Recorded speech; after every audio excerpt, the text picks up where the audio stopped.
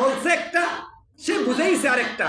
সে গানের মাধ্যমে এখানে বলতেছে যে কুল আউযু বিরাব্বিন নাস, আল্লাহ তাআলা নাচতে কইছে মানুষরে, মালিকিন নাস, ইলাহিন নাস, আল্লাহ তাআলা এই সূরার মধ্যে 6 বার নাচতে কইছে। নাউযুবিল্লাহ বলেন না, আরো জোরে বলেন নাউযুবিল্লাহ।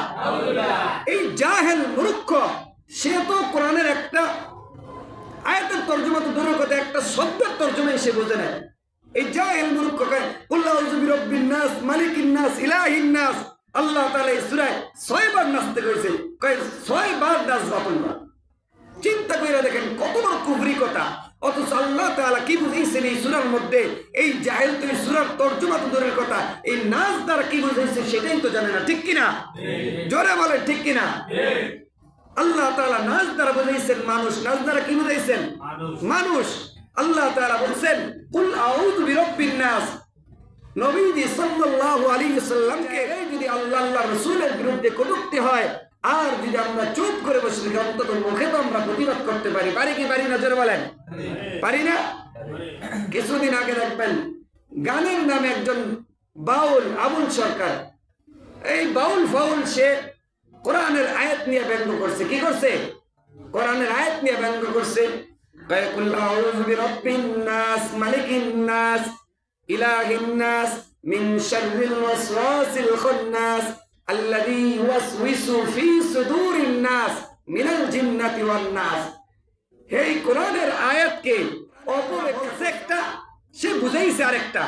সে গানের মাধ্যমে এখানে বলতেছে যে কুল আউযু বিরাব্বিন নাস, আল্লাহ তাআলা নাচতে কইছে মানুষরে, মালিকিন নাস, ইলাহিন নাস, আল্লাহ তাআলা এই সূরার মধ্যে 6 বার নাচতে কইছে। নাউযুবিল্লাহ বলেন না, আরো জোরে বলেন নাউযুবিল্লাহ।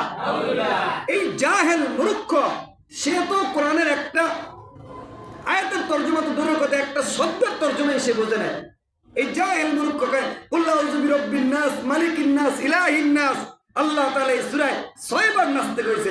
কয় 6 বার নাচবা তোমরা। চিন্তা করে দেখেন কত বড় কুফরি কথা। অথচ আল্লাহ তাআলা কি বুঝাইছেন এই সূরার মধ্যে? এই জাহেল তো এই সূরার তর্জমা তো দূরের কথা, এই নাচ দ্বারা কি বুঝাইছে সেটাই তো জানে না। ঠিক কিনা? জোরে বলে ঠিক কিনা? আল্লাহ তাআলা নাচ দ্বারা বুঝাইছেন মানুষ, নাচ দ্বারা কি বুঝাইছেন? বলছেন কুল আউযু বিরাব্বিন নাস। কোন জাদু করা হয়েছে?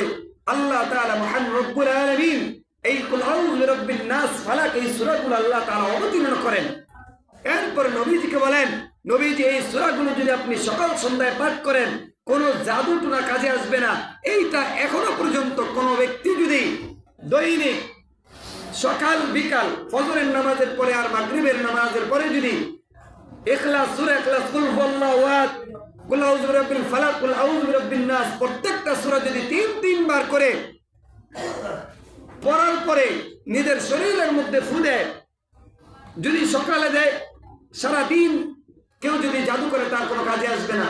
আবার যদি সে মাগরিবের সময় দেয়, রাত্রির মধ্যে কেউ জাদু করলে কোনো কাজে আসবে না। অর্থাৎ এই আমলটা যদি কেউ তার জীবনের লাইফ হিসেবে ধরে নেয়, গোটা জিন্দেগিতে তাকে কেউ নষ্ট করতে পারবে না জাদু করে। সুবহানাল্লাহ।